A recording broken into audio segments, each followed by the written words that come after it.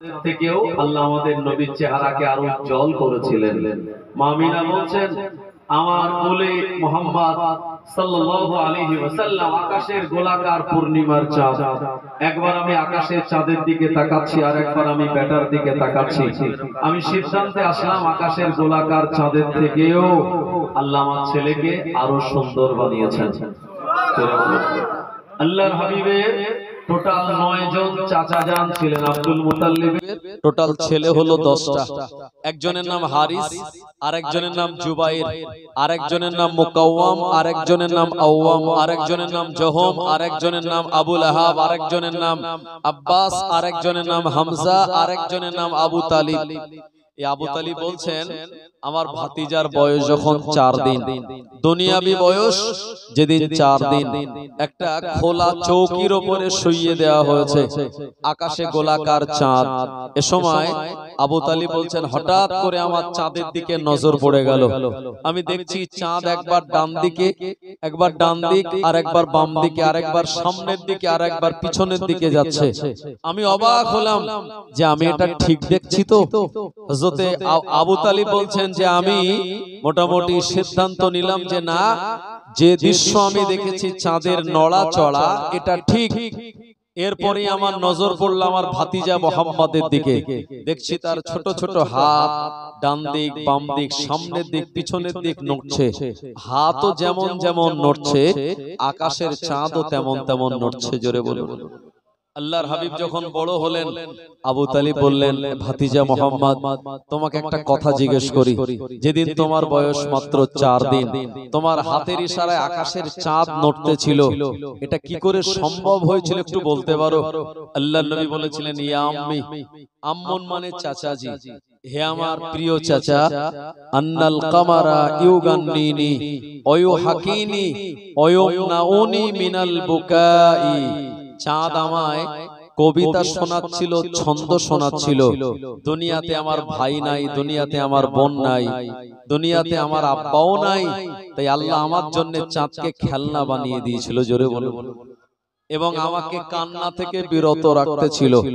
সেই নবী, সেই নবীর চেহারা আল্লাহ অনেক সুন্দর বানিয়েছিলেন। চাঁদটাকে দেখে সুন্দর বলি, রসুলের চেহারাটা আরো সুন্দর। কি সুন্দর চেহারা দেখে যারা, রসুলের প্রেমে মশগুল তারা। কি সুন্দর চেহারা দেখে যারা, রসুলের প্রেমে মশগুল তারা। তোমার চেহারা দেখে হুরমালারা, তোমার চেহারা দেখে জিন ইনসানেরা, তোমার চেহারা দেখে হুরমালারা, তোমার চেহারা দেখে জিন জিন্নাতেরা।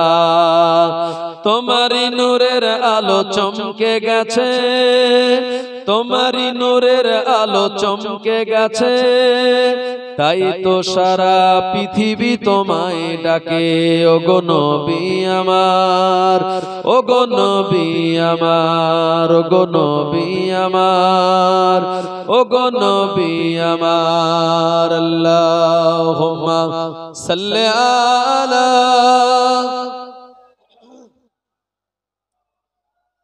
ওয়া আলা আলি সাইয়্যিদিনা।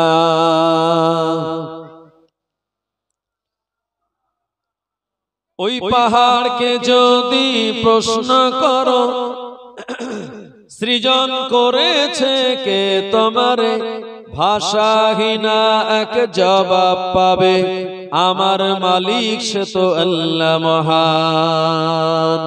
ওই সাগরকে যদি প্রশ্ন করো, সৃজন করেছে কে তোমারে, ঢেউে ঢেউে তার জবাব পাবে, আমার মালিক সে তো আল্লাহ মহান। লা ইলাহা ইল্লাল্লাহ, লা ইলাহা ইল্লাল্লাহ, লা ইলাহা ইল্লাল্লাহ, সাল্লাল্লাহু আলাইহি ওয়াসাল্লাম। আমরা কি বেকার সময় নষ্ট করলাম দুরূদ শরীফ আর কলমা শরীফ পড়ে?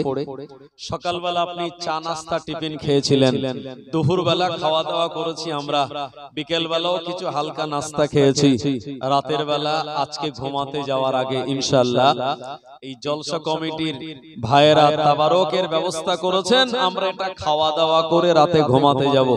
সারাদিন এই যে 4-5 বার আমরা খাই, এটা হলো আমাদের পেটের ক্ষুধা, আমাদের দৈহিক চাহিদা। মনে রাখবেন আমাদের রূহ, আমাদের কলব, আমাদের অন্তরও কিছু খেতে চায়। অন্তরের খোরাক মাছ, গোশ, বিরিয়ানি, চাটনি, পাপড়, দই, মিষ্টি নয়। অন্তরের খোরাক হলো আলা বিযিকিরিল্লাহি তাতমাইন্নুল কুলুব। মানুষের অন্তর প্রশান্তি লাভ করে তখন সে যখন জবানে আল্লাহ আল্লাহ রাসূলের নাম জিকির ও ফিকির করে। জোরে হবে না? তাহলে আমরা দুরূদ শরীফ আর কালমা শরীফ পড়ে আমরা রূহের একটু খোরাক দিয়েছি, আমাদের ঈমানের খোরাক দিয়েছি একটু। উপস্থিত আজকের এই মাহফিলের সম্মানীয় সভাপতি সাহেব, কমিটির জওয়ান যুবক বৃন্দ, আমার আগে আলোচনা করছিলেন জনাব মুহতারাম মাওলানা সাহেব, পর্দার অন্তরালে অবস্থিত আমার আম্মাজান ও বোনেরা, এই গ্রামের মসজিদের মাদ্রাসার আসাতেজা ইকরাম, ইমাম মুয়াজ্জিন, সবাইকে আমার পক্ষ থেকে জানাই আন্তরিক মোবারক, ভালোবাসা, শুভেচ্ছা। মহান আল্লাহর দরবারে আমরা শুকরিয়া আদায় করি, সারা সপ্তাহের ভিতরে আজকের রাত হলো শ্রেষ্ঠ রাত। কারণ আজকের রাত হলো লাইলাতুল জুমা, জুমার রাত। এই রাতে যদি আমাদের ইন্তেকাল হয়, আল্লাহর নবী বলেছেন কিয়ামত পর্যন্ত কবরের যাবতীয় ফিতনা থেকে সে নাজাত পেয়ে যাবে। এই জুমার রাতে কেউ যদি ইন্তেকাল করে, আল্লাহ পাক ওই ঈমানদার ব্যক্তিকে কবরের কোন ফিতনার ভিতরে তানাকে ফেলবেন না। দিনের বেলাও, জুমার দিন দিনের বেলায়ও যদি ইন্তেকাল করে, আল্লাহ কিয়ামত পর্যন্ত কবরে তানাকে শান্তিতে রাখবেন। ভাই, এত বড় একটি বরকতপূর্ণ রাত, একদিকে মাহে শাবানের চাঁদ, অপরদিকে আজকে জুমার রাত, আমরা এই জায়গায় একত্রিত হয়েছি। গ্রামে মানুষ আরো আছে বাবু, কিন্তু সবাই কি আসতে পারবে ভালো জায়গায়? মসজিদে 5 বার আজান হয়, সবাই কিন্তু মসজিদে যেতে পারে না। প্রতি বছর রমজানুল মুবারক মাস ঘুরে ঘুরে আসে, কিন্তু সিয়াম রোজা সবাই পালন করতে পারে না। গ্রামে জলসা মাহফিল হয়, সবাই আসতে পারে না। টাকা পয়সা অনেকের আছে, যাকাত, হজ এগুলি সবাই করতে পারে না। বিশ্বনবী শুনিয়েছেন, মাই ইউরিদুল্লাহু বিহি খায়রান ফায়ুফকাহুহু ফিদ্দিন। আল্লাহ যাকে ভালো চায়, আল্লাহ যার ভালাই চান, দুনিয়ার ভালো কাজগুলি তানাকে দিয়ে করিয়ে নেন। জোরে বলুন সুবহানাল্লাহ। ভাই, আজকে আপনারা এখানে বসেছেন ভাইজান, আপনার আল্লাহর মনোনীত বান্দা। এইজন্য রাতের বেলা প্রায় এখন 12টা বাজে, এই ঘুমানোর সময় আমরা আল্লাহ আল্লাহ রাসূলের ভালোবাসা এখানে এসে বসেছি। কথা ঠিক কিনা বাবু? আমি প্রথমেই আপনাদের কাছে কোরআনুল মাজিদের একটি আয়াত তেলাওয়াত করেছি। আল্লাহ পাক শুনিয়েছেন, ولا تهينوا ولا تحزنوا وأنتم الأعلون إن كنتم مؤمنين। তোমাদের কোনো চিন্তা নাই, তোমাদের কোনো পেরেশানি নাই, দুনিয়ার জমিনে তোমরাই বিজয়ী হয়ে যাবে, তবে শর্ত হলো তোমাদের মুমিন হওয়া লাগবে। মুমিন কারা? আল্লাহ পাক কোরআন মাজিদে শুনিয়ে বললেন, ইন্নামাল মুমিনুনা আল্লাযীনা ইযা যুকিরাল্লাহু ওয়াজিলাত কুলুবুহুম ওয়া ইযা তুলিয়াত আলাইহিম আয়াতুহু যাদাতুহু ঈমানাও ওয়া আলা রাব্বিহিম ইয়াতাওয়াক্কালুন। কোরআন মাজিদের এই আয়াতে কারিমার ভিতরে আল্লাহ পাক মুমিনের 3টে বৈশিষ্ট্য বর্ণনা করলেন। 1 নম্বর মুমিনের বৈশিষ্ট্য হলো আল্লাহ পাকের নাম যখন তারা শুনবে, আল্লাহর নাম শোনার সঙ্গে সঙ্গে অজিলাত কুলুবুহুম তাদের অন্তরটা ভীত সন্ত্রস্ত হয়ে যাবে। ওয়া ইযা তুলিয়াত আলাইহিম আয়াতুহু আর যখন কোরআন মাজিদের আয়াতগুলি তেলাওয়াত করা হবে যাদাতুহু ঈমানা তখন তাদের ঈমানগুলি বেড়ে যাবে। ওয়া আলা রাব্বিহিম ইয়াতাওয়াক্কালুন আর মুমিনের 3 নম্বর চিহ্ন হলো এ দুনিয়ার জমিনে আল্লাহ ছাড়া অন্য কারোর উপরে তারা ভরসা করে না।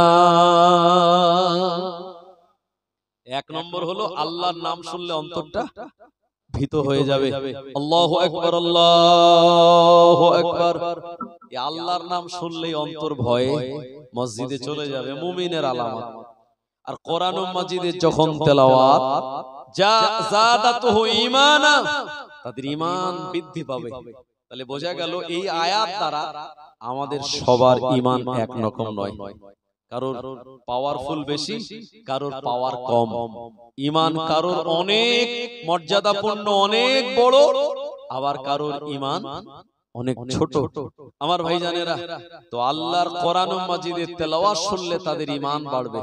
ও আলা রাব্বিহিম ইয়াতাওয়াক্কালুন আর 3 নম্বর মুমিনের চিহ্ন হলো আল্লাহ ছাড়া কারোর উপরে তারা ভরসা করবে না।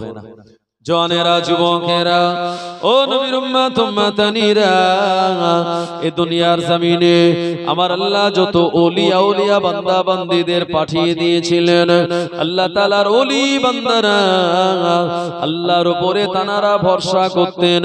এজন্য ওলি বান্দাদের শানে আল্লাহ কোরআন মাজিদের আয়াত শুনিয়ে দিয়ে বলেছেন, আলা ইন্না আউলিয়া আল্লাহি লা খাউফুন আলাইহিম ওয়ালা হুম ইয়াহজানুন। নিশ্চিত যারা এ দুনিয়ার জমিনের ওলি বান্দা লা খাউফুন তানাদের কোনো ভয় নাই, ওয়ালা হুম ইয়াহজানুন এবং জীবনে কোনোদিন তানারা চিন্তিত হন না। আপনারা বসিরহাট আল্লামা হুজুরের এলাকার মানুষ, আপনাদের কপাল ভালো, নসিব ভালো, তাকদীরও অনেক বড়।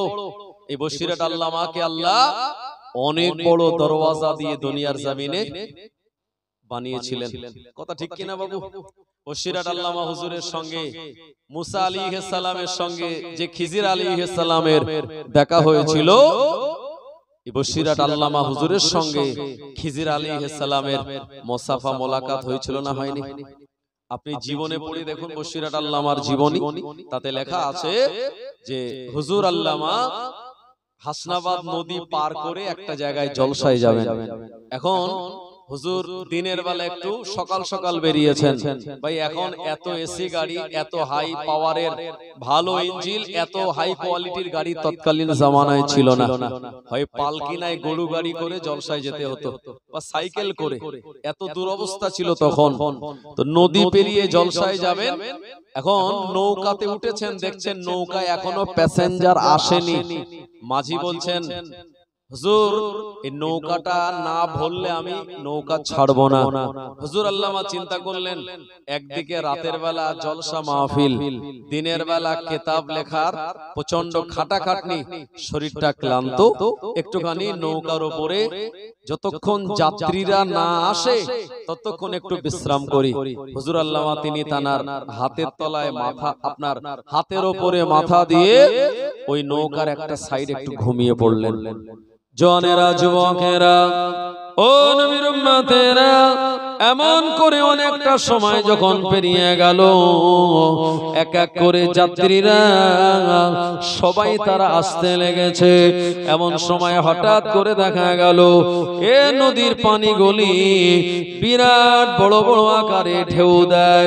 মাঝি অবাক হয়ে গেল, কোন রকম মেঘলা আকাশ নয়, ঝড় পানির কোন পূর্ব আকাশ নয়, ঝড় পানির কোন পূর্ব আভাস নয়, অথচ বিরাট বড় নদী নদীতে ঢেউ উঠে গেল। কারণ কি, নৌকাটা যখন ওই নদীর উপরে টলমল করে, বসিরহাট আল্লামা হুজুরের ঘুমখানা ভেঙে গেল।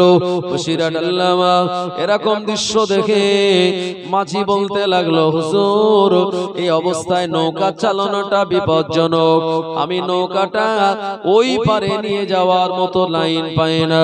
বসিরহাট আল্লামা তিনি দেরি না করে মুচকি হেসে তিনি তানার গায়ের হাতের জামাগুলি গুটিয়ে নিয়ে আর তানার দুটো হাত পানির মধ্যে যখন দিয়ে দিয়েছেন, মনে হলো হুজুর কারোর সঙ্গে মুসাফা করার জন্য হাত দুটো পানির ভিতরে দিয়েছেন।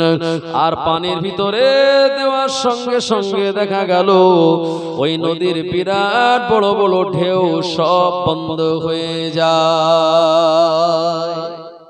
জোরে হবে না? মাঝি বলছে আমি অবাক যে এটা কিভাবে সম্ভব। হুজুরকে গিয়ে বলছে, হুজুর এটা কিভাবে সম্ভব হলো একবার আমায় বলুন, আমি তো অবাক, এটার কারণও বুঝলাম না, আবার ঢেউ বন্ধ হয়ে গেল তার কারণও বুঝলাম না। বসিরহাট আল্লামা বললেন, বাবা এ কথা এখানে বলা যাবে না, কারণ সব কথা সব জায়গায় বলা চলে নাকি ভাই। এই ওয়াজটা যদি আমি আহলে হাদিসদের ভিতরে গিয়ে করি, যারা ইমাম মানে না, যারা গায়ের মুকাল্লিদ, তারা কি মানবে? তারা বলবে এটা বাজার গরম করার জন্য হুজুর এই আলোচনা করছে, এটা মিথ্যা বলে তারা উড়িয়ে দেবে। কারণ আপনারা আল্লামা হুজুরের এলাকার মানুষ, আপনারা এটা মানবেন, বিশ্বাস করবেন, কারণ অথেন্টিক তার জীবনীতে এগুলি লেখা আছে। আমার ভাইজানেরা, বসিরহাট আল্লামা হুজুর বললেন, বাবা তুমি নৌকাটাকে ওপারে নিয়ে চলো, আমি তারপরে বলবো ব্যাপারটা। মাঝি তখন নৌকাটা নিয়ে নদীর উপর দিয়ে পারে চলে গেল। প্যাসেঞ্জারের এক এক করে সব নেমে গেল। বসিরহাট আল্লামা হুজুরের কাছে মাঝি আবার এসে বললেন, হুজুর এটা কেন হলো একবার আপনি আমায় বলুন। বসিরহাট আল্লামা বলতে চাচ্ছিলেন না, মাঝিও ছাড়বে না। বসিরহাট আল্লামা পরিশেষে বললেন, শুনে রাখো, আমি রুহুল আমিন এই নদীর উপর দিয়ে নৌকা যোগে জলসাতে বার হয়েছে। আমার আল্লাহর এমন এক নেক বান্দা রয়েছেন, এ বান্দা আমার আল্লাহ পাক তানাকে জমিনের উপরে আবার পানির ভিতরে বসবাস করার মতো এমন বিরাট পাওয়ার ক্ষমতা তানাকে দিয়েছেন। উনি আর অন্য কেউ নয়, হযরতে খিজির আলাইহিস সালাম। আমি রুহুল আমিন নৌকা যোগে নদী পেরিয়ে ওপারে জলসাতে যাব। আল্লাহর নেক বান্দা খিজির আলাইহিস সালাম এত বিরাট ঢেউ তুলে দিয়েছিল আমার সঙ্গে মুসাফা করার জন্য। আমি রুহুল আমিন দুটি হাত পানির ভিতরে দিয়ে যখন মুসাফা করে নিলাম, এই নদীর ঢেউ বন্ধ হয়ে গেল। আমার ভাইজানেরা, সেই আল্লামা হুজুরকে আল্লাহ অনেক মর্যাদাপূর্ণ ওলি বানিয়েছিলেন। তিনিও হাত দিয়েছিলেন জানার হাতে। তিনি হলেন ফুরফুরা শরীফের আমিরুশ শরিয়ত, ইমামুত তারিকাত আলা হযরত দাদা হুজুর পীর কেবলা রাহমাতুল্লাহ আলাইহি। দাদা হুজুর জানার হাতে হাত দিয়েছিলেন। তিনি হলেন কলকাতার মানিকতলার সুফি ফতেহ আলী ওয়াইসি রাহমাতুল্লাহ আলাইহি। সুফি ফতেহ আলী ওয়াইসি রাহমাতুল্লাহ আলাইহি জানার হাতে হাত দিয়েছিলেন। তিনি হলেন নূর মোহাম্মদ নিজামপুরী রাহমাতুল্লাহ আলাইহি। নূর মোহাম্মদ নিজামপুরী রাহমাতুল্লাহ আলাইহি জানার হাতে হাত দিয়েছিলেন শাহ সৈয়দ আহমদ রাহমাতুল্লাহ আলাইহি। তানার পীরের নাম হলো শাহ আব্দুল হক মুহাদ্দিস দেহলভী রাহমাতুল্লাহ আলাইহি। তানার পীরের নাম হলো শাহ আব্দুল আজিজ মুহাদ্দিস দেহলভী রাহমাতুল্লাহ আলাইহি। আর তানার পীর হলেন শাহ ওলিউল্লাহ মুহাদ্দিস দেহলভী রাহমাতুল্লাহ আলাইহি। এই যে পীরানের তরিকাতের যে এক একজন পীরের হাতে হাত দিতে দিতে তানারা যে মর্যাদা পান, এটাকে বলা হয় তরিকাতের ইলমে, তরিকাতের মর্যাদা। এই তরিকাতের সবক আমাল করলে আল্লাহর নবীর সঙ্গে আমাদেরও দিদার হয়ে যাবে ইনশাআল্লাহ। জোরে বলবেন না ইনশাআল্লাহ।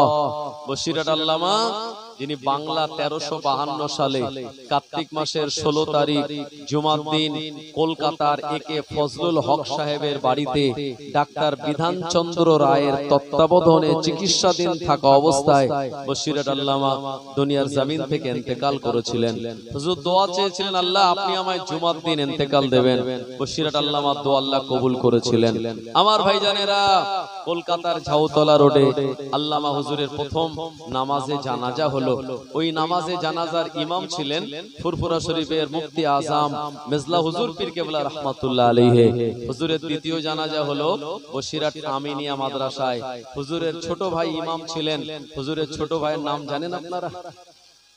বসিরহাট আল্লামা হুজুরের ছোট ভাইয়ের নাম পীর আল্লামা রুহুল কুদ্দুস সাহেব রাহমাতুল্লাহ আলাইহি।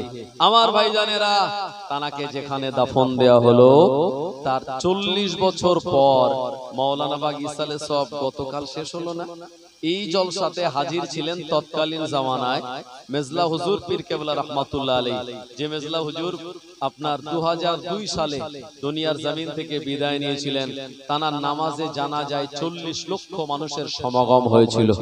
জোরে হবে না সুবহানাল্লাহ। তো 40 বছর পর বসিরহাট দরবারে তিনি ওয়াজ করতে করতে বলেছিলেন, মেজ হুজুর, শরীয়তে যদি কবর খুঁড়ে দেখানো জায়েজ হতো, শরীয়তে যদি কবর খুঁড়ে দেখানো জায়েজ হতো, আমি ফুরফুরা আর আবু জাফর মেজ হুজুর বসিরহাট আল্লামার কবরটা খুঁড়ে আমি দেখিয়ে দিতাম। 40 বছর আগে তানাকে যেভাবে দাফন দেয়া হয়েছিল, 40 বছর পর আল্লাহ পাক আজও তানাকে ওই কবরের ভিতরে অক্ষত অবস্থাতেই রেখেছে।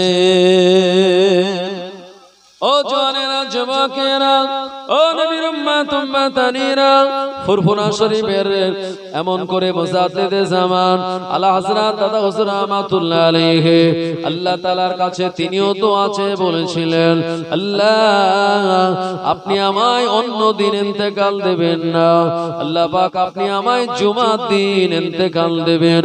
আল্লাহ পাক ফুরফুরা শরীফের মুজাদ্দিদু জামানের দোয়া কবুল করে তানাকে 95 বছর হায়াত দিয়ে এমন করে বাংলা 1345 সালে চৈত্র মাসে 3 তারিখ জুমার দিন ফজরের নামাজের সময় মুজাদ্দিদে জামানকে আমার আল্লাহ এ দুনিয়ার জমিন থেকে তুলে নিয়েছিলেন। সকলে বলুন ইন্না লিল্লাহি ওয়া ইন্না ইলাইহি রাজিউন। মুজাদ্দিদে জামানের ইন্তেকাল হয়ে গেল জুমার দিন। অসংখ্য তামাম বাংলা শামে জমিনে মুজাদ্দিদে জামানের ভক্ত মুরিদ মুহিব্বিনগণেরা তানারা সবাই আসবেন পীরকে একবার শেষবারের মতো দেখে নেওয়ার জন্য। এ কারণে 3 দিন পর্যন্ত তানার লাশটা রেখে দেওয়া হলো, হুজুরকে তানায় রেখে দেওয়া হয়েছিল। বসিরহাট আল্লামা তখন হায়াতে মুজাদ্দিদে জামানের জানাজা নামাজের ইমাম কে হবেন এ সময় ফয়সালা হয়ে গেল। মুজাদ্দিদে জামানের জানাজা নামাজের ইমাম হবেন তানারই বড় ছেলে কাইয়ুমুজ্জামান আব্দুল হাই সিদ্দিক রাহমাতুল্লাহ আলাইহি। ও নবীর উম্মত উম্মতানিরা, রবিবার তানার নামাজে জানাজা হয়ে গেল। যেখানে মুজাদ্দিদে জামানের দাফন দেওয়া রয়েছে ওই জায়গায় তৎকালীন সময়ে একটা বিরাট বড় অশ্বত্থ গাছ ছিল। ও জায়গায় হুজুরের জন্য কবর খোঁড়া হলো। ফুরফুরা শরীফের হুজুর পীর কেবলা রাহমাতুল্লাহ আলাইহি, যিনি হলেন মাদারজাদ আল্লাহর ওলি এবং মেদিনীপুরের আল্লাহর ওলি সৈয়দ আহমদুল্লাহ সাহেব রাহমাতুল্লাহ আলাইহি, দুজনেই মুজাদ্দিদে জামানের সমসাময়িক যুগের মানুষ। মুজাদ্দিদে জামানের খলিফা তানারা এমন করে হুজুর ইন্তেকাল করার পর জানাজার পক্ষে তানাকে মাটি মঞ্জিল করা হবে। জানাজা হয়ে গেল। হুজুর রাহমাতুল্লাহ আলাইহি তিনি কাশফুল কুবুর নামক সবকে বসে গেলেন। কাশফুল কুবুর এমন একটা তরিকার সবক, ওতে যদি কেউ বসে চোখ বন্ধ করলে কবরবাসীর হালাত কি তিনি জানতে পারবেন। মেদিনীপুরের সৈয়দ আহমদুল্লাহ সাহেব রাহমাতুল্লাহ আলাইহি এবং হুজুর রাহমাতুল্লাহ আলাইহি মুজাদ্দিদে জামানের জানাজা হয়ে গেছে, দাফন দেওয়ার আগেই তানারা ওই জায়গাতে কাশফুল কুবুর সবকে বসে গেলেন। হুজুর বসেছেন কোথায় জানেন? দাদা হুজুরের মাজারের ঠিক সামনের দিকে, মাথার দিকে, আব্বা জানের মাথার দিকে। আর মুজাদ্দিদে জামানের মাজারের উল্টো দিকে যেখানে মেজলা হুজুর শেষ বয়সে থাকতেন, ওই জায়গাতে মেদিনীপুরের সৈয়দ আহমদুল্লাহ সাহেব রহমাতুল্লাহ আলাইহি তিনি বসেছেন। কিসে? কাশফুল কুবুর সবক আমাল করে, যে আমরা যাকে পীর বলে মেনেছি, কবরে দেওয়ার পর তানার কবরের হালাত কি হয় এটা দেখার জন্য। মুসলমান ভাইরা আমার, ও নবীর উম্মতেরা, সোনা মানিকেরা, এমন করে মুজাদ্দিদুজ জামানের যখন দাফন হয়ে গেল, ফুরফুরা শরীফের হুজুর রহমাতুল্লাহ আলাইহি আব্বা জানের মাজারটা তিনি ছাড়েন না, কবরের মাথার সামনে তিনি বসে আছেন। অনেকে মনে করলেন হুজুর হয়তো আব্বা জানের ইন্তেকালে ভেঙে পড়েছেন দুঃখে।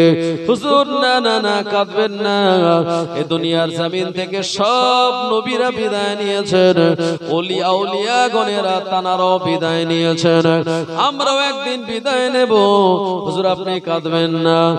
হুজুর রহমাতুল্লাহ আলাইহি তিনি বলেছিলেন, আমার আব্বা জানের ইন্তেকালে আমি কাঁদি না, আমি দেখতে লাগবো, এমন করে আমি দেখতে চাই আমার আব্বা জানের দাফন দেওয়ার পর কবরের হালাত কি হয়। ও জানেরা, জমাকেরা, এমন করে মানুষজন সবাই যখন মাটি মানজিল করে চলে আসলো, এ সময় আল্লাহ পাকের পক্ষ থেকে দুইজন ফেরেশতা, মুনকার আর নাকির ফেরেশতা চলে আসলেন। মুজাদ্দিদ জামানকে তানারা উঠিয়ে বসালেন।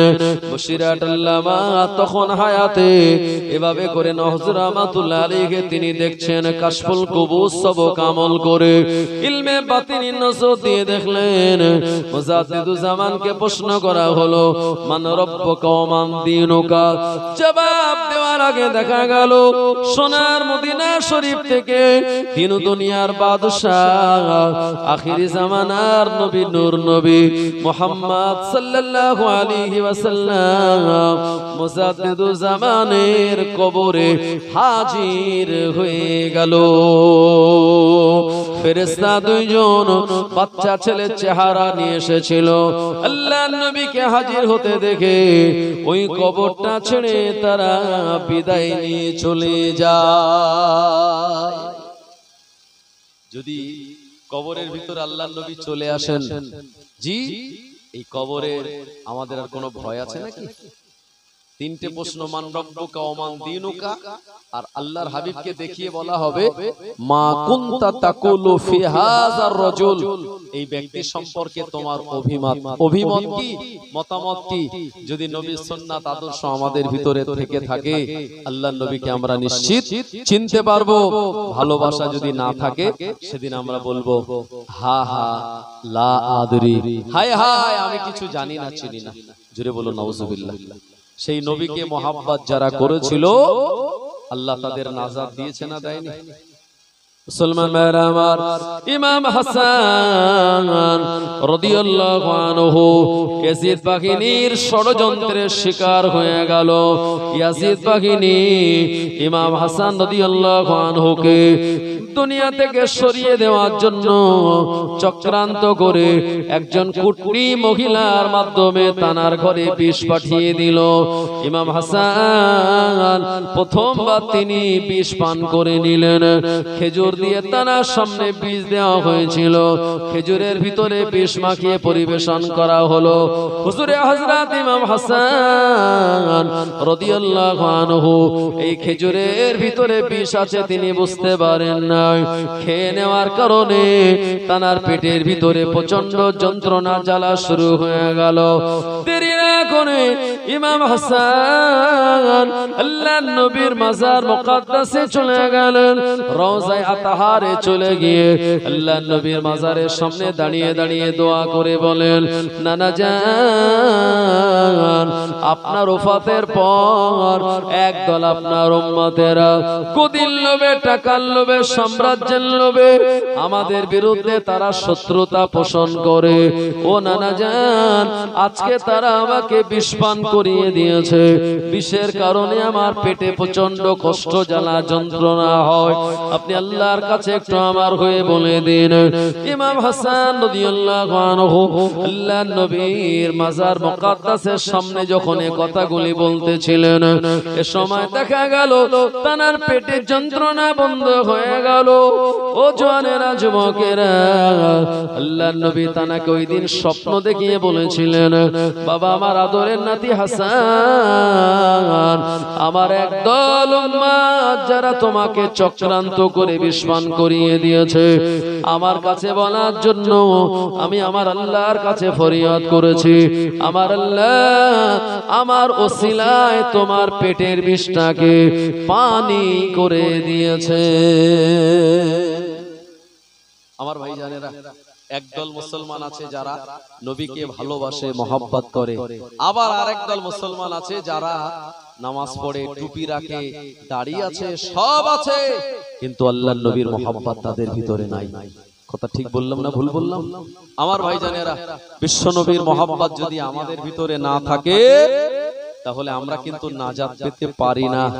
আপনি জানেন, যারা মোবাইল ঘেটে তারা দেখেছে এই শবে বরাতের একদিন আগে আহলে হাদিসদের একজন বক্তা, আহলে হাদিস বোঝেন যারা এখানে হাত বাঁধে, 8 রাকাত তারাবি পড়ে, ইমাম সূরা ফাতিহা শেষ করলে জোরে আমিন বলে, তার পাশে তার আব্বা দাঁড়ালে তার আব্বার পায়ে পা ঠেকিয়ে দাঁড়ায়। এরা হলো গায়ের মুকাল্লিদ, এরা কোনো ইমাম মানে না। তো বক্তব্য দিতে দিতে বলছে, শবে বরাতে মসজিদে যারা ইবাদত করে রাত কাটায় তার থেকে একদম, এই তো আমার ভাইজান দেখেছে, সে খারাপ জায়গার নাম মারাত্মক খারাপ। এই কথাটা মাইকে বলা যায় না ভাই, কারণ বাচ্চারা আছে, মা বোনেরা আছে। এ বলছে মসজিদে সারা রাত শবে বরাতে রাত কাটানোর থেকে খারাপ জায়গায় রাত কাটানো আরো ভালো। জোরে বলুন নাউজুবিল্লাহ। তার মানে এরা শবে বরাত মানেই না, অথচ আল্লাহর নবীর 13টা সহিহ হাদিস আছে শবে বরাত সম্পর্কে।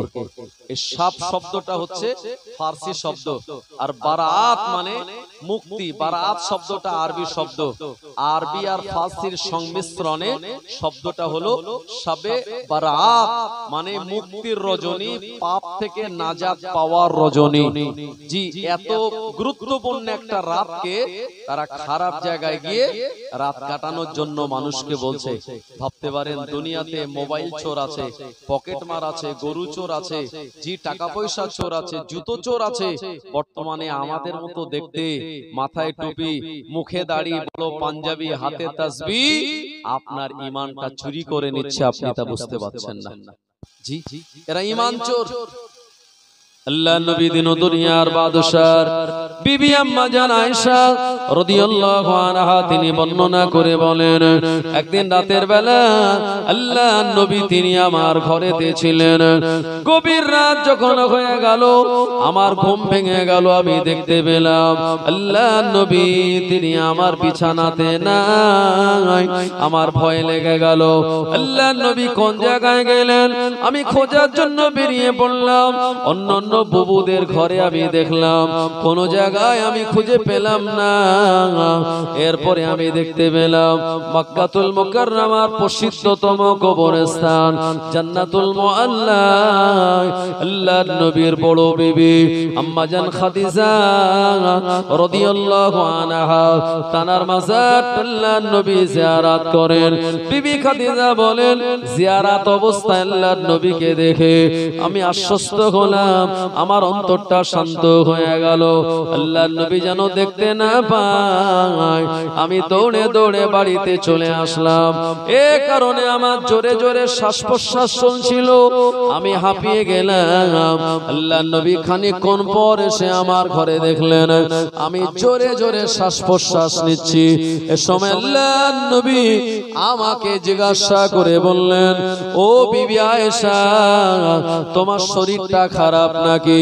আমি আয়েশা বলেছিলাম, না ইয়া রাসূলুল্লাহ, শরীর আমার খারাপ নয়, আপনি আমার ঘরেতে অবস্থান করছিলেন, ঘুম ভেঙে যাওয়ার পর যখন আমি আপনায় দেখতে পাই নাই, আমার মনের বিশাল ভয় লেগে গেল, না জানি কোন জায়গায় আপনি গেলেন। দুনিয়ার চারিদিকে মক্কার জমিনে আপনার দুশমনেরা, এ কারণে খুঁজতে বার হলাম। যখন দেখলাম আপনি জিয়ারত করছেন, আমি দৌড়ে চলে এসেছি, জন্য আমি জোরে জোরে হাঁপাচ্ছি।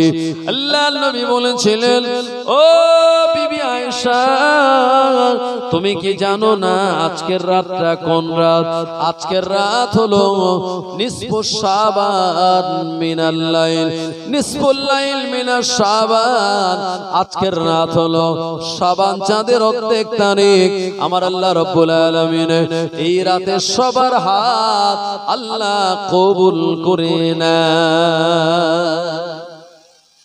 আমার ভাইজানেরা, এভাবে করে 13টা হাদিস আছে, অথচ তারা শবে বারাতকে এত খারাপ জায়গায় নিয়ে গিয়ে এটাকে এত ছোট করছে। আমার ভাইজানেরা, এদেরকে চিনতে হবে, বুঝতে হবে যে এরা কারা অ্যাকচুয়ালি, তারা আমাদের কি বলতে চায়।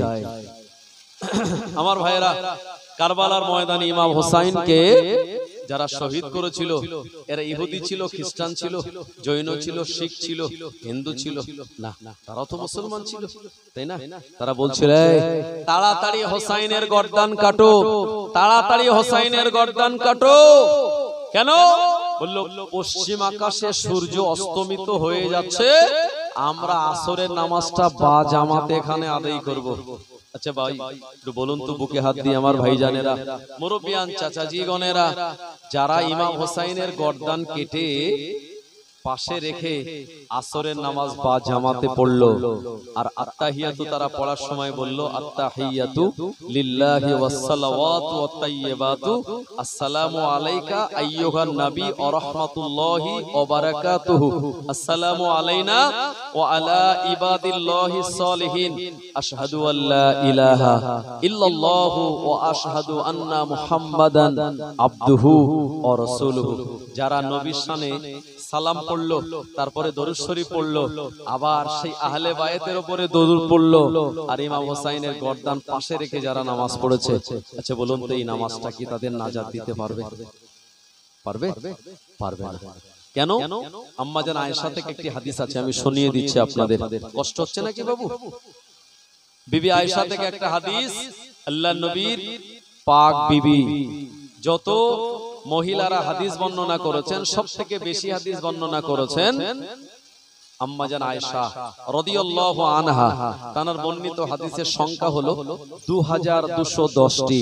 আর ছেলেদের ভিতরে, সাহাবীদের ভিতরে যিনি সবথেকে বেশি হাদিস বর্ণনা করেছেন, তিনি হলেন হযরতে আবু হুরায়রা রাদিয়াল্লাহু আনহু। তার বর্ণিত হাদিসের সংখ্যা কত জানেন? 5374টা। তো বিবি আয়েশা বলছেন, قالت رأيت النبي صلى الله عليه وسلم, আল্লাহর নবীকে আমি দেখলাম, খরাজা বিন বাইতিহি, ঘর থেকে তিনি বার হলেন, তানার গায়ে একটা কালো রঙের চাদর ছিল। আল্লাহর নবী ওই চাদরটা নিয়ে একটা জায়গাতে বসলেন। এরপরে নবী আমার ডাক দিলেন, হযরতে আলীকে, দাআত ফাতিমা, আলী ফাতেমাকে ডাক দিলেন। আল্লাহর নবী ডাকার সঙ্গে সঙ্গে রাসূলুল্লাহর জামাতা আলী, আল্লাহর নবীর কন্যা আম্মা জান ফাতেমা, তানারা চলে আসলেন। আদখালাহুমার ফিরিয়াইল আসওয়াদ ইয়ামিনান, আল্লাহর নবী তানার চাদরের ডান দিকটা হযরতে আলী আর ফাতেমার মাথার উপরে চাপা দিয়ে দিলেন। এরপরে ডাক দিলেন ইমাম হাসানকে, দা হাসান, দা হুসাইন। ইমাম হাসান হুসাইনকে ডাক দিলেন।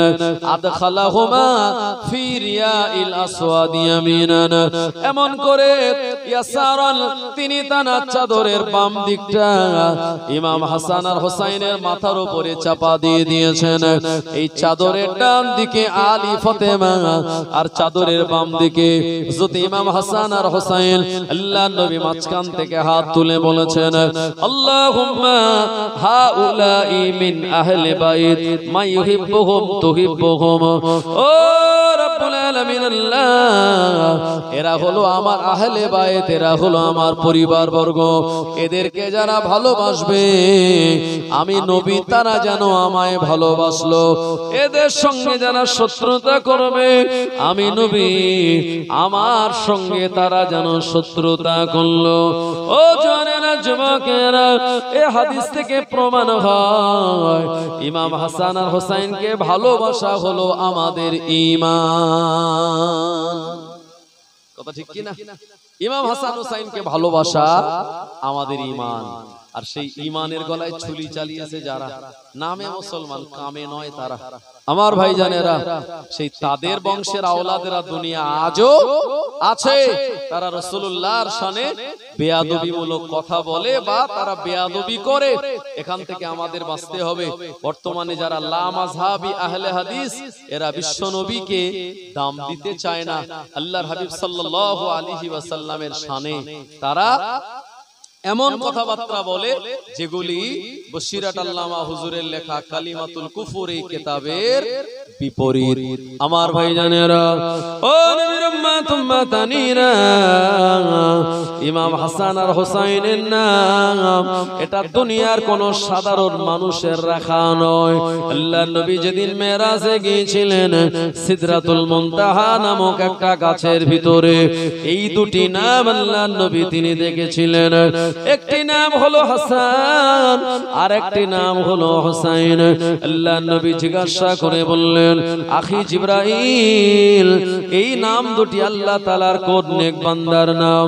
জিবরাইল আমিন বললেন, ইয়া রাসূলুল্লাহ, হাবিবাল্লাহ, এটা আপনার ফাতেমার আওলাদ ইমাম হাসান আর হোসাইনের নাম, এটা হলো জান্নাতি নাম। আমার আল্লাহ ভালোবেসে মহব্বত করে ফাতেমার আওলাদকে দুনিয়ায় পাঠানোর আগে তানাদের নামগুলি আমার আল্লাহ পছন্দ করে রেখে দিয়েছে। ইমাম হাসান হুসাইন যখন ঘুমাতেন, আম্মাজান ফাতেমা রাতের বেলা একটু তাহাজ্জুদের নামাজ পড়তেন। জি, তাহাজ্জুদের নামাজ নবীর উপরে ফরজ ছিল, আমাদের উপরে কি? জি, সুন্নাত। আল্লাহর নবীর উপরে তাহাজ্জুদের নামাজ ফরজ ছিল। আমরা 5 ওয়াক্ত নামাজ পড়ি, 5 ওয়াক্ত নামাজ ফরজ। নবীর উপরে নামাজ ছিল টোটাল 6 ওয়াক্তের নামাজ। জি, নাফিলাতাল লাক আসা আইয়াবা আসা রাব্বুকা মাকামাম মাহমুদা। ইমাম হাসান হুসাইন যখন ঘুমাতেন রাতের বেলা দোলনাতে, ফাতেমা তখন একটু আল্লাহর নামাজে দাঁড়িয়ে যেতেন। আম্মাজান ফাতেমা খুব অল্প বয়সে দুনিয়া থেকে বিদায় নিয়েছিলেন। যেদিন ফাতেমা দুনিয়া থেকে বিদায় নেয়, তার বয়স হলো মাত্র 26 বছর। কত বছর ভাই? 26 বছর বয়সে দুনিয়া থেকে বিদায় নিয়েছিলেন। আমার ভাইজানেরা, ও নবীর উম্মত উম্মতানিরা, ইমাম হাসান হোসাইনকে ফাতেমা দোলনাতে ঘুম পাড়িয়ে দিয়ে আল্লাহর নামাজে তাহাজ্জুদে দাঁড়িয়ে গিয়েছে। এমন সময় রাতের বেলা ইমাম হাসান আর হোসাইনের ঘুমটা ভেঙে গেল। এমন করে বাচ্চা দুটি কাঁদবে, আমার ফাতেমার নামাজে ডিস্টার্ব হবে, আমার বান্দি রাসূলুল্লাহর কন্যা ফাতেমার নামাজে ডিস্টার্ব হবে। আমার আল্লাহ বললেন, ও জিবরাইল, তুমি আর দেরি করো না, তাড়াতাড়ি চলে যাও, ফাতেমার 2 লালের দোলনাতে তুমি দোলা দাও, এই বাচ্চা দুটির যাতে ঘুম না ভাঙে আর আমার ফাতেমার নামাজে যেন ডিস্টার্ব না হয়। কি নামাজ ছিল তানাদের! আমার ভাইজানেরা, সোনা মানিকেরা, ইমাম হাসান আর হোসাইনকে ভালোবাসা হলো আমাদের ঈমান। কারণ ফেরেশতারাও ভালোবাসতো, আল্লাহ পাক নিজে ভালোবেসে নাম দুটি রেখেছিলেন।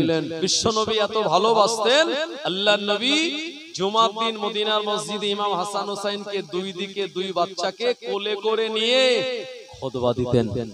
এই দৃশ্যটা কত ভালো দেখাতো বলুন তো! খুতবা দিতেন হাসান হোসাইনকে কোলে করে নিয়ে। আর ইমাম হোসাইনের ভিতরে আল্লাহ ভীষণ আধ্যাত্মিক জ্ঞান দিয়েছিলেন।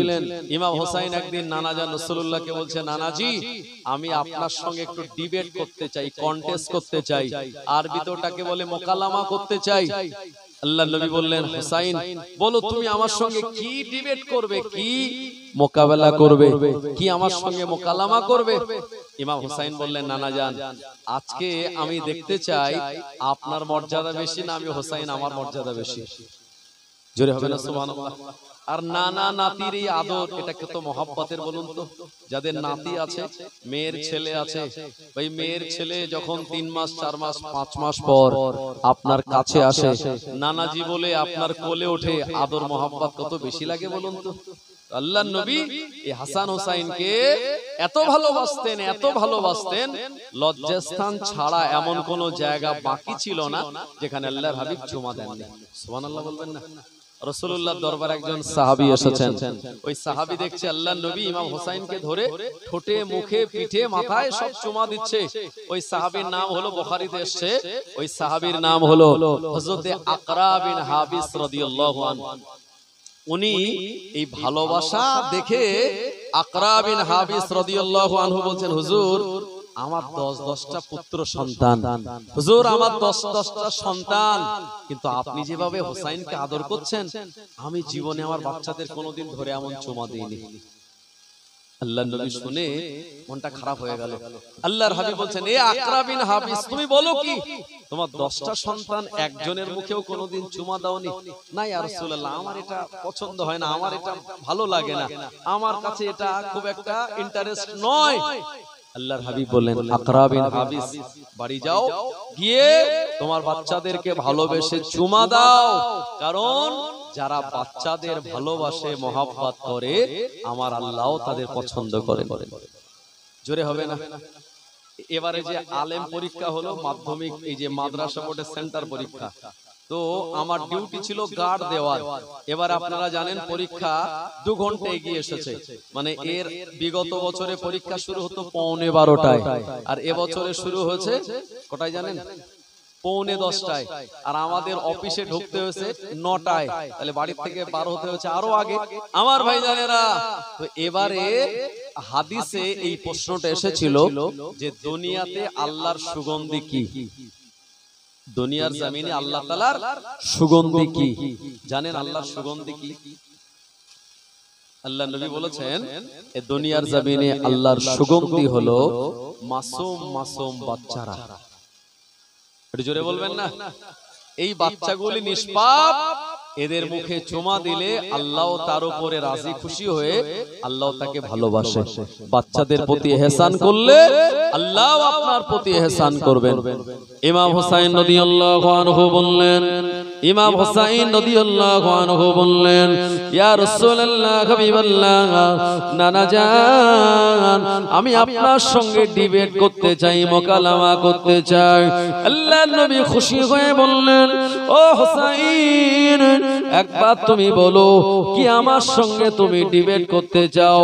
এ সময় ইমাম হুসাইন রাদিয়াল্লাহু আনহু বললেন, নানা জান, একবার আপনি বলুন না, আপনার আব্বা জানের নাম কি? আপনার আব্বা জানের পরিচয় একবার বলুন।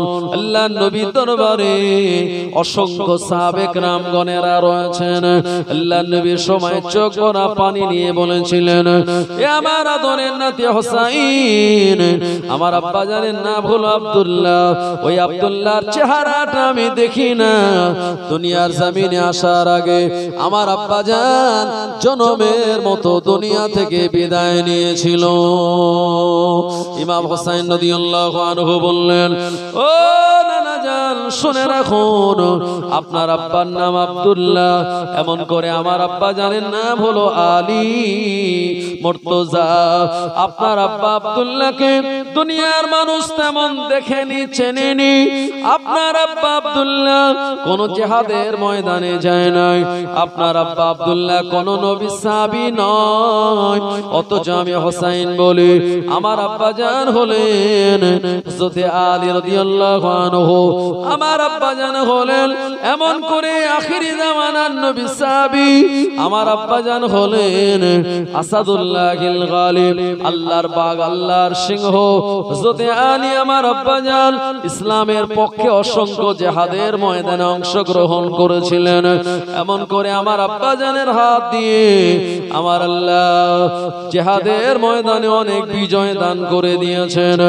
ও নানা জান, আপনার আব্বা আব্দুল্লাহ থেকে আমার আব্বা জান আলীর দাম অনেক অনেক গুণে বেশি। আল্লাহর হাবিব বললেন, হেসে মুচকে হেসে বললেন, হুসাইন, যে কথা তুমি বলেছো সত্যি। আমার আব্বা আব্দুল্লাহ তো কারো সাহাবী নয়, তোমার আব্বা আলী আমার সাহাবী। আমার আব্বা কোনো যুদ্ধে যায়নি, তোমার আব্বা যুদ্ধে গিয়েছে। আমার আব্বা আব্দুল্লাহকে দুনিয়ার মানুষ এত চেনে না, জানে না, তাকে দেখেও নি। তোমার আব্বা আলী বর্তমান হায়াতে, আমার সাহাবীরা সবাই তাকে দেখছে। আমি এই ব্যাপারে হেরে গেলাম, আজকে তুমি আমার কাছে জিতে গেলে। এরপর ইমাম হুসাইন বলছেন, নানা জান বলুন তো আপনার মায়ের নাম কি? আল্লাহ নবী চোখ ভরা পানি নিয়ে বললেন, ও আদরের নাতি হুসাইন, আমার মায়ের কথা তুমি জিজ্ঞাসা করেছো। আমার আম্মা আমিনা আমার 6 বছর বয়সে দুনিয়ার জমিন থেকে বিদায় নিয়েছে। আবুয়া নামক জায়গায় আমার আব্বা জানের কবরটা দেখার জন্য ওই জায়গাতে আমরা গিয়েছিলাম বটে, কিন্তু আমার আব্বা জানের সঙ্গে তো মোলাকাত হলো না। উল্টে আমার আম্মা সেদিন আমাকে আসির করে বিদায় নিয়েছিল। ও হুসাইন, আমার আম্মার নাম হলো আমিনা। ইমাম হুসাইন রাদিয়াল্লাহু আনহু বললেন, নানা জান আমার আম্মা হলেন ফাতেমা। আপনার আম্মা আমিনা থেকে আমার আম্মা ফাতেমার দাম অনেক অনেক গুণে বেশি। আপনার আম্মা আমিনাকে দুনিয়ার মানুষ তেমন দেখেনি, জানে না, চেনে না, অথচ আমার আম্মা ফাতেমার নাম তাম দুনিয়ার মানুষ সবাই জানে। আপনার আম্মা আমিনা কোন নবীর কন্যা নয়, আমার আম্মা ফাতেমা আখিরি জামানার নবীর কন্যা। জোরে হবে না? নারে তাকবীর। ও নানা জান, আপনার আম্মা আমিনা জান্নাতের নারীদের সরদারিনী নয়, অথচ আমার আম্মা ফাতেমা হলেন, আপনি জবানে বলেছেন, আল ফাতিমাতু সাইয়্যিদাতুন নিসাই মিন আহলিল জান্নাহ। আমার ফাতেমা হলো সব জান্নাতি নারীদের সরদারিনী। নানা জানে কারণে আপনার আম্মা আমিনা থেকে আমার আম্মা ফাতেমা দাম অনেক অনেক গুণে বেশি। সাহাবীরা এই ছোট্ট বাচ্চার এমন বিজ্ঞ, এমন টেকনিকের, এমন বিরাট জ্ঞানের প্রশ্ন শুনে সাহাবীরাও অবাক। আল্লাহর হাবিব তিনি মুচকে হেসে বললেন, হুসাইন, আমার মায়ের ব্যাপারেও তুমি আমায় হারিয়ে দিয়েছো। এরপরে ইমাম হুসাইন বলছেন, নানা জান আপনি বলুন তো আপনার নানার নাম কি? আল্লাহর নবী বললেন, আমার নানাজির নাম হলো আব্দুল ওহাব জুহরি। ইমাম হুসাইন বললেন, ও নানা জান, আপনার নানা জানের নাম হলো আব্দুল ওহাব জুহরি। অনেক মানুষ চেনে না, জানে না, অথচ আমার নানা জান এমন একজন মানুষ যিনি দুনিয়ার জমিনে আল্লাহ তাআলার একজন শ্রেষ্ঠ পয়গম্বর। আপনার নানার উপরে আসমানি কোনো কিতাব নাযিল হয় নাই, আমার নানা জানের উপরে কোরআন মাজিদ নাযিল হয়েছে। আপনার নানা জান কোন জিহাদের ময়দানে যায় নাই, অথচ আমার নানা ইসলামকে হেফাজতের জন্য, দ্বীনকে বজায় রাখার জন্য, দ্বীনের বিস্তারের জন্য অসংখ্য জিহাদের ময়দানে গিয়েছেন।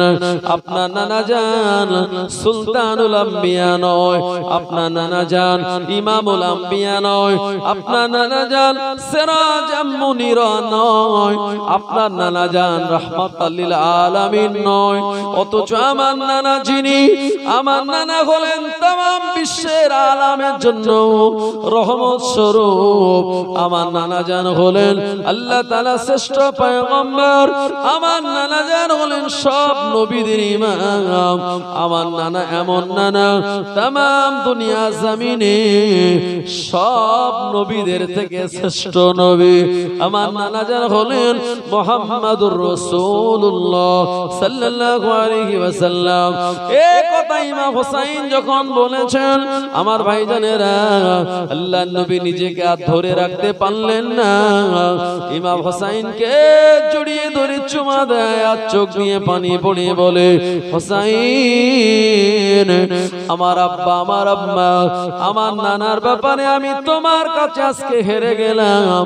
সত্যি সত্যি আমার আব্বার থেকে তোমার আব্বা জানের দাম বেশি, আমার আম্মার থেকে তোমার মায়ের দাম বেশি, আমার নানা জানের থেকে তোমার নানার দাম আল্লাহর দরবারে অনেক বেশি।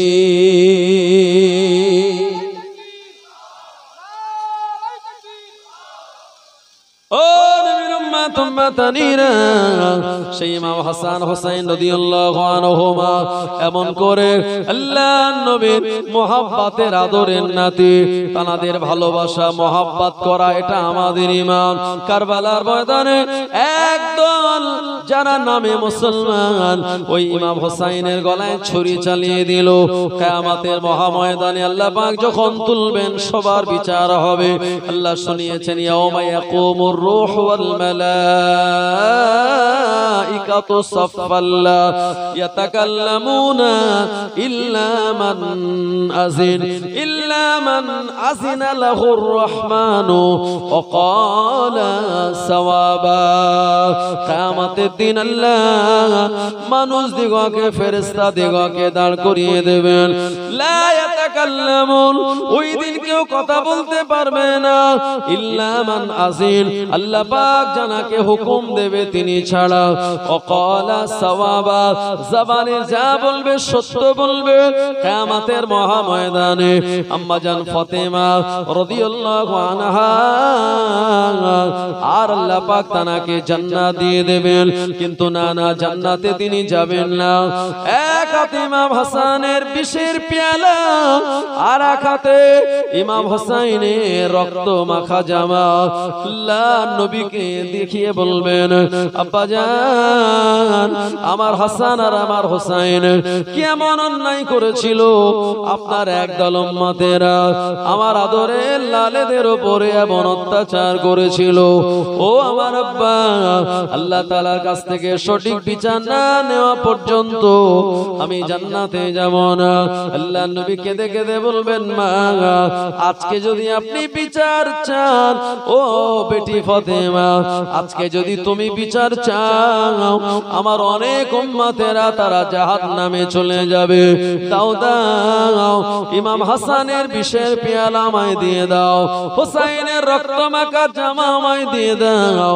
এটাকে আল্লাহ পাকের দরবারে তুলে আমার অসংখ্য গুনাহগার যারা ঈমানদার, তাদেরকে জাহান্নাম থেকে নাজাতের জন্য আল্লাহ তাআলার কাছে ওসিলা দিয়ে দোয়া চাইব। ও মা ফাতেমা, তুমি কি চাও না তোমার হাসান হোসেনের জন্য আমার আল্লাহ অসংখ্য আমার গুনাহগার ঈমানদার উম্মতদের ক্ষমা করে দে? আল্লাহর নবীর কথাটা শুনে আম্মা জান ফাতেমা সুস্থ হয়ে যাবেন, তিনিও দয়া জান্নাতে চলে যাবেন। ওই ফাতেমাকে আমার আল্লাহ জান্নাতের সব নারীদের সরদারিনী করে বানিয়েছে।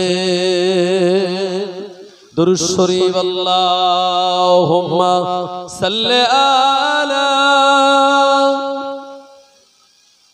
খুব মোহাব্বতে পড়েন, আলা আলে সাইয়্যিদিনা।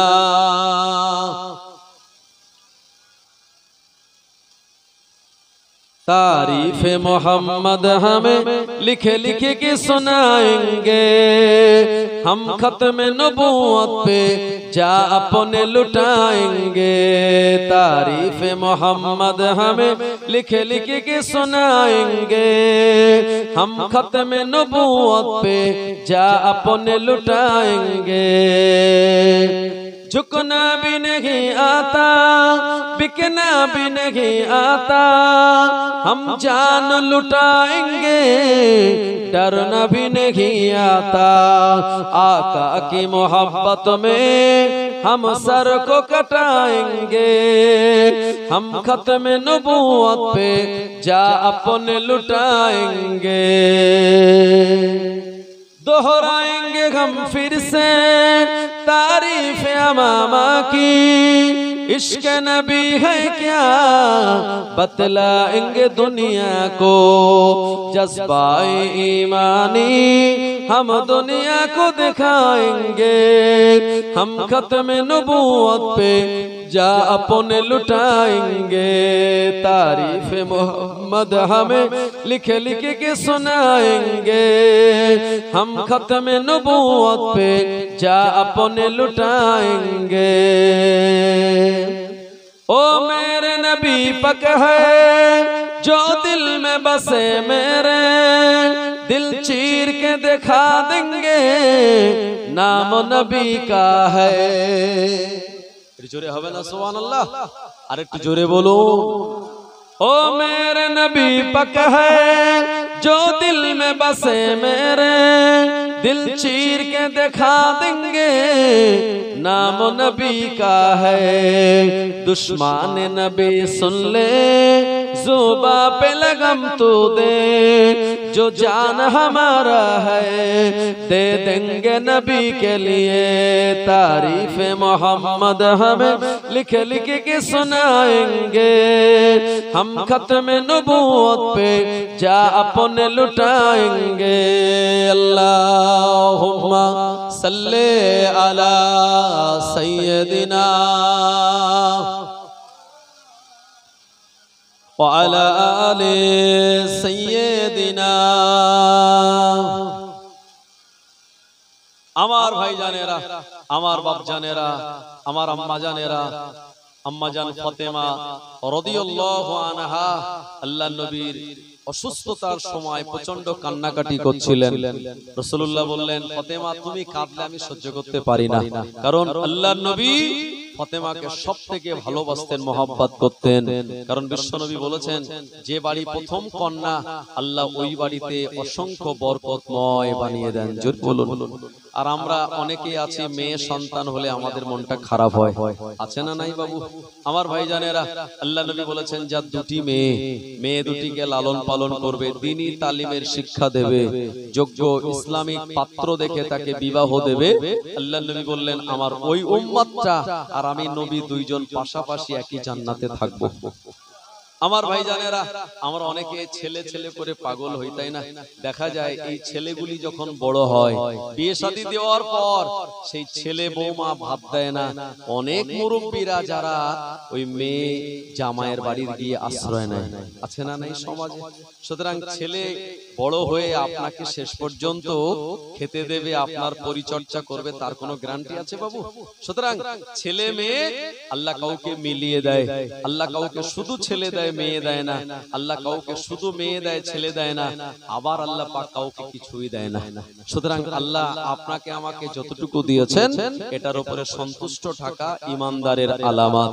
আল্লাহর নবী ফাতেমাকে বললেন, মা তুমি কাঁদলে আমি সহ্য করতে পারি না, আমার কলিজায় আঘাত লাগে। কারণ ফাতেমার মায়ের নাম হলেন খাদিজা। ফাতেমার বয়স অল্প, খাদিজা আম্মাজান খাদিজা দুনিয়া থেকে বিদায় নিয়েছিলেন।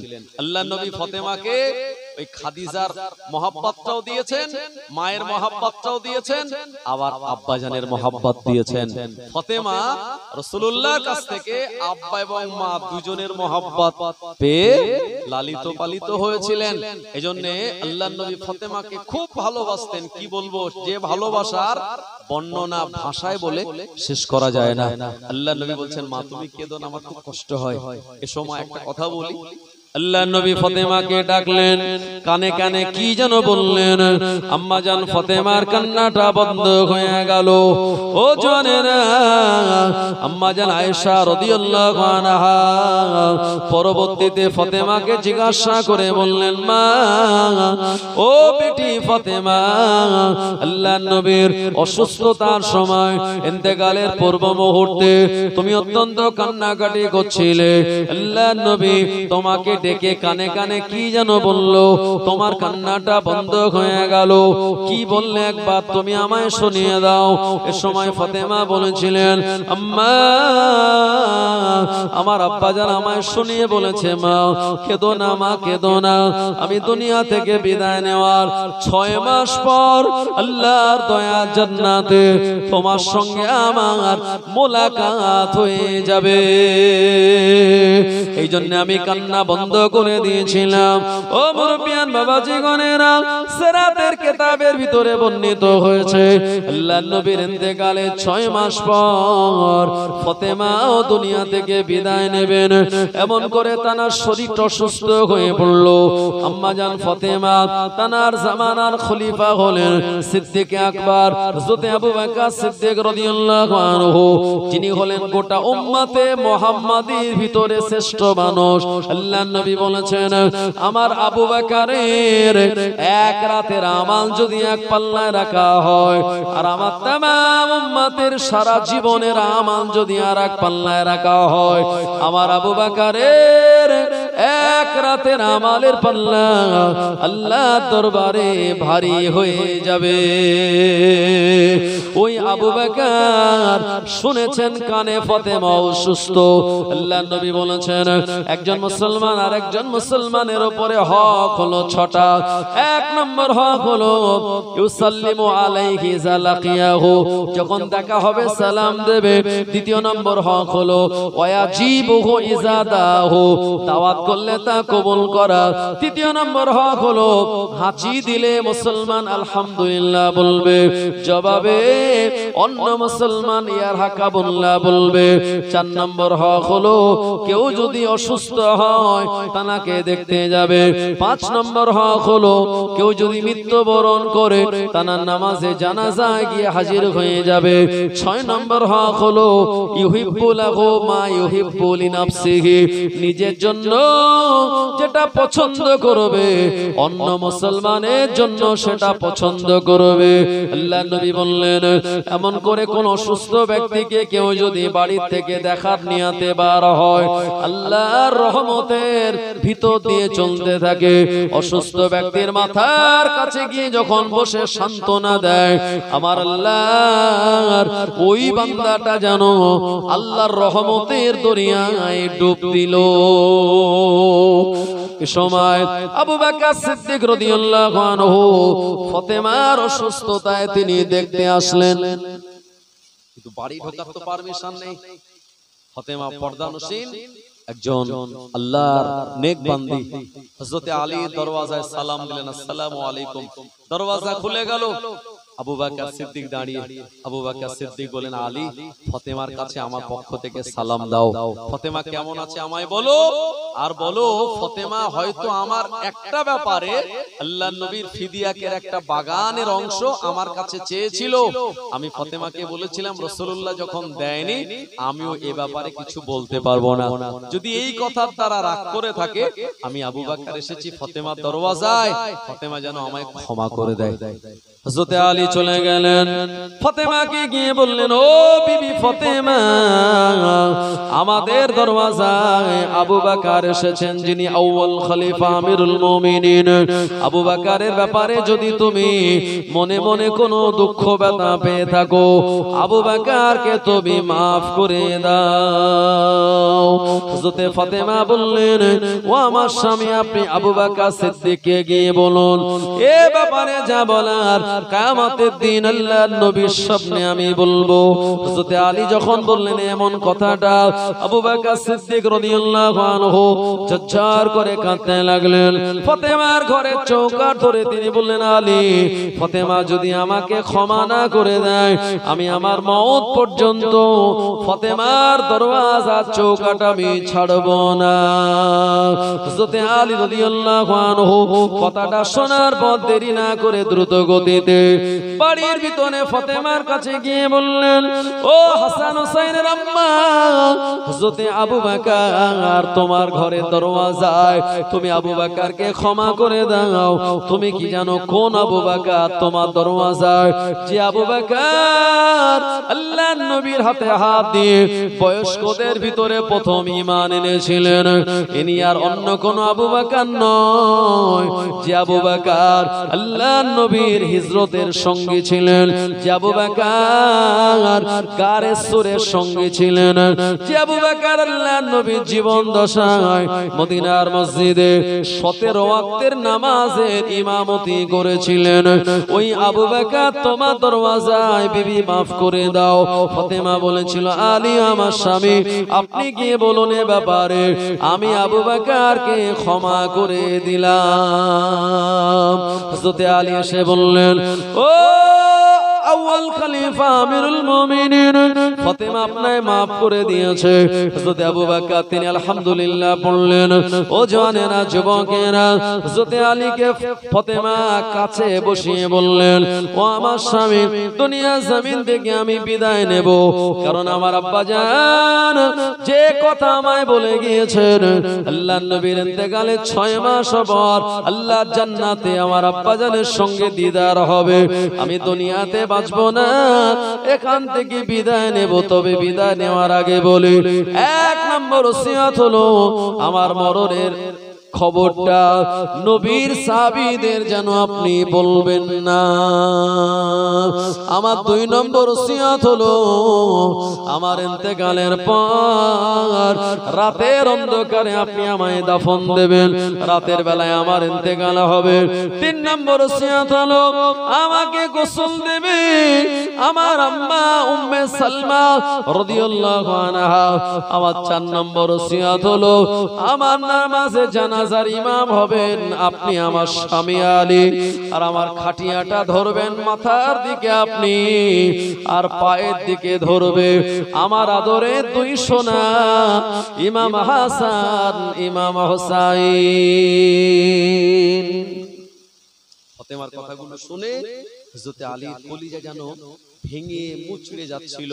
বলছিল, ফাতেমা তুমি কি বলছো এগুলি? বলছে, হ্যাঁ, আল্লাহর নবী বলেছেন আমি বিদায় নেব, কারণ 6 মাস হতে একদম বেশি বাকি নাই, আল্লাহর জান্নাতে আমার আব্বার সঙ্গে দিদার হবে, তাই আমার এই ওসিয়তগুলি আপনি পালন করবেন। হযরত আলী বলছে, ফাতেমা সত্যি যদি তোমার ইন্তেকাল হয়, নবীর সাহাবীদের যদি না বলি, তাহলে তারা তো বলবে যে আলী খবর দেয়নি, আমাদের ইচ্ছা ছিল জানাজা পড়বো ফাতেমার, নসিব হলো না, তারা তো আমায় দোষারোপ করবে। উনি বললেন, খবরদার না, এটা করবেন না, কারণ আমি ফাতেমা বাইরে বার হইনি, আমি কেমন লম্বা না বেটে রোগা না পাতলা এটা কেউ জানে না, আমার মরণের পর আমার জানাজা নামাজে যদি সবাই আসে, তারা আমার লাশ দেখে অনুমান করবে আমি লম্বা না বেটে মোটা না রোগা, আমার পর্দার খেলাফ হয়ে যাবে, এই খবরদার মানুষজনকে আপনি বলবেন না, রাতের অন্ধকারে আপনি আমায় দাফন দিয়ে দেবেন। হযরত আলী বলেছিল, ও বিবি ফাতেমা, তোমার ওসিয়তের আমি বিপরীত করব না। আম্মা জান ফাতেমা ওই দিন তিনি ইমাম হাসান হুসাইনের জন্য রুটি পাকিয়েছেন, ইমাম হাসান হুসাইনের জামা কাপড়গুলো গুছিয়ে রেখেছেন পরিষ্কার করে, আর শরীরটা তানার খারাপ, শরীরের টেম্পারেচারটা অনেক বেড়ে গিয়েছে। আল্লাহর নবীর জামাতা আলীকে বললেন, আলী, আমার আম্মা উম্মে সালমা রাসূলুল্লাহর আরেকজন বিবি, আমার আম্মাকে আপনি ডেকে আনুন। উম্মে সালমাকে গিয়ে বললেন, আলী, আম্মা জান চলুন, ফাতেমার শরীরটা খারাপ, আপনাকে ডাক দিয়েছে। ও নবীর উম্মত, ইমাম হাসান হুসাইনকে অসুস্থ শরীরে আদর করে জনমের মতো চুমা দিয়ে ফাতেমা তাদের ঘুম পাড়িয়ে দিয়েছে। ফাতেমা অসুস্থ হালাতে তবু তাহাজ্জুদের নামাজে দাঁড়িয়েছিল, নামাজ পরিপূর্ণ করতে পারেন নাই। আল্লাহর হুকুম হয়ে গেল, রাতের বেলা মালাকুল মউত আজরাইল আলাইহিস সালাম হাজির হয়ে গেলেন। আল্লাহর নবীর কন্যা জান্নাতের নারীদের সরদারিনী আম্মা জান ফাতেমা রাদিয়াল্লাহু আনহার জানটা কাবজ হয়ে গেল। ইন্না লিল্লাহি ওয়া ইন্না ইলাইহি রাজিউন। ফাতেমার শরীরের দেখভাল করছিলেন উম্মে সালমা। তানার পাশে ফাতেমার ইন্তেকাল হওয়ার পরে বুঝতে পারলেন, উনি কেঁদে উঠলেন। হযরত আলী রাদিয়াল্লাহু আনহু গিয়ে দেখলেন আমার বিবি আল্লাহর নবীর কন্যা হাসান হুসাইনের আম্মা দুনিয়ার জমিনে আর নাই। হযরত আলী কাঁদতে লেগেছে, চোখের পানি ছেড়ে দিয়ে। উম্মে সালমাও কাঁদেন। এভাবে করে কান্নার আওয়াজে ইমাম হাসান হুসাইনের ঘুম ভেঙে গেল। আম্মা আম্মা বলে ছুটে এসে দেখে জনমের মতো আম্মা দুনিয়ার জমিন থেকে বিদায় নিয়েছে। আম্মা বলে ডাক দেয় হাসান আর হুসাইন। হযরত আলী বলে ও হাসান ও হুসাইন, না না না, তোমার আম্মা তোমাদের ডাকে আর সাড়া দেবে না। উম্মে সালমা ইমাম হুসাইনকে কোলে নিয়ে বলে বেটা, তোমার আম্মা জনমের মতো বিদায় নিয়েছেন তোমার নানা জানের সঙ্গে দেখা করার জন্য।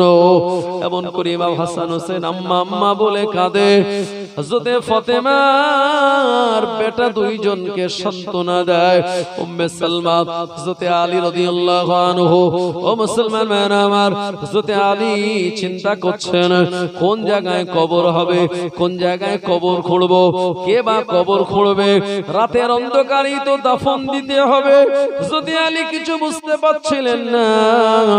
এমন সময় ফাতেমার দরওয়াজায় কে যেন বারে বারে সালাম দেয়। হযরত আলী দরওয়াজা খুলে দিয়ে দেখলেন দরওয়াজার বাইরে দাঁড়িয়ে রয়েছে আল্লাহর নবীর জালিল কদর সাহাবী হযরত আবু যার গিফারি রাদিয়াল্লাহু আনহু। আবু যারের চোখে পানি, হযরত আলীর চোখে পানি। আল্লাহর নবী সাহাবী আবু যার বললেন, ওয়ালি তোমার বিবি দুনিয়া জমিন থেকে বিদায় নিয়েছে নাকি?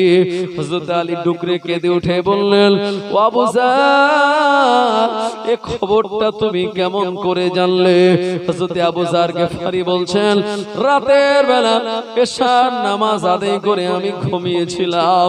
আমি ঘুমের ভিতরে স্বপ্ন দেখলাম দিন দুনিয়ার বাদশা আখির জামানার নবী আমায় এসে বলতেছেন, আবু যার, ও আবু যার, আর ঘুমিও না।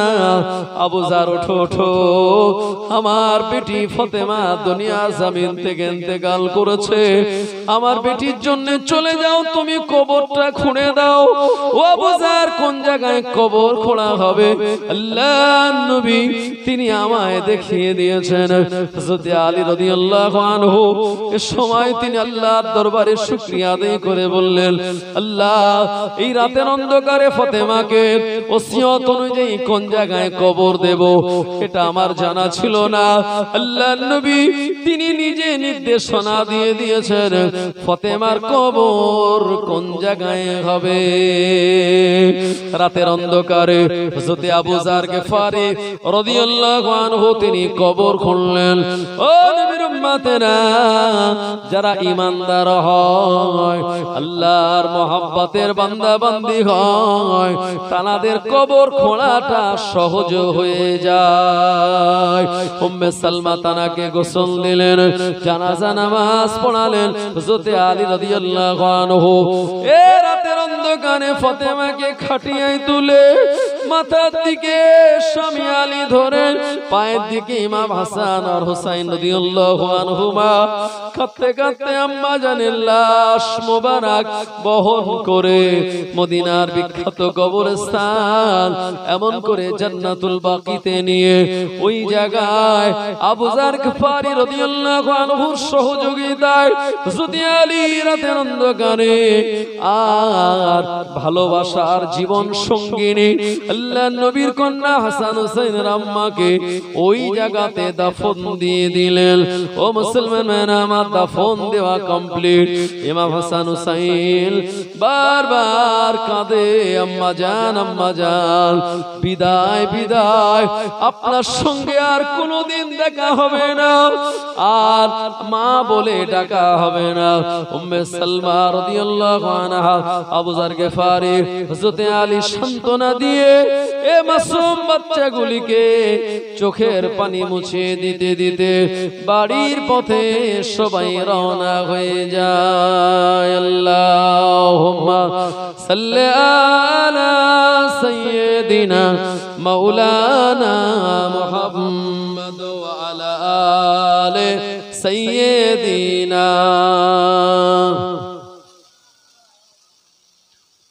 এই পৃথিবী সৃষ্টি তোমার নামের উসিলায়, এই পৃথিবী সৃষ্টি তোমার নামের উসিলায়, ও আমিনার নয়ন মনি সালাম তোমায়, ও মদিনার কমলেওয়ালা সালাম তোমায়। আকাশ জামিন পাহাড় চন্দ্র তারা সবই তোমারি নামের ওসিলা, আকাশ জামিন পাহাড় চন্দ্র তারা সবই তোমারি নামের ওসিলা। তোমার নামে পড়লে দরুদ হৃদয় যে জুড়ায়, তোমার নামে পড়লে দরুদ হৃদয় যে জুড়ায়, ও আমিনার নয়ন মনি সালাম তোমায়, ও মদিনার কমলেওয়ালা সালাম তোমায়। কি নূর পাঠাইলেন খোদা এ ধরায়, যাহার রোশনীতে আধার লুকায়। কি নূর পাঠাইলেন খোদা এ ধরায়, যাহার রোশনীতে আধার লুকায়। তোমার ওসিলায় শান্তি নামে অশান্ত এ ধরায়, তোমার ওসিলায় শান্তি নামে অশান্ত এ ধরায়, ও আমিনার নয়ন মনি সালাম তোমায়, ও মদিনার কমলেওয়ালা সালাম তোমায়। আল্লাহুম্মা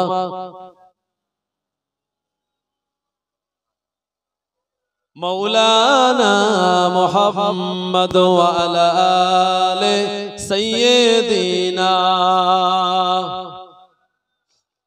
আসুন আমার ভাইজানেরা, যে নবীর উম্মত আমরা, हम खाक नबी पाक, हम बशर नबी खैरुल बशर, हम नूर से बहुत दूर नबी नूर वाला नूर, हम ज़कात वाले नबी सलावत वाले, हम गुनाहगार नबी गुनाहगार को बख्शाने वाले, हम हौज़े कौसर पीने वाले नबी पिलाने वाले, हम खुदा को तलाश करने वाले नबी हाथ पकड़ कर उनसे मिलाने वाले। जोरे बोलुन, से नबीर शाने दाঁড়িয়ে আল্লাহ পাকের কাছে আমরা দাঁড়িয়ে নবীর শানে মোহাব্বতে একটু সালাতুস সালাম পেশ করি। ইয়া নবী সালাম আলাইকা।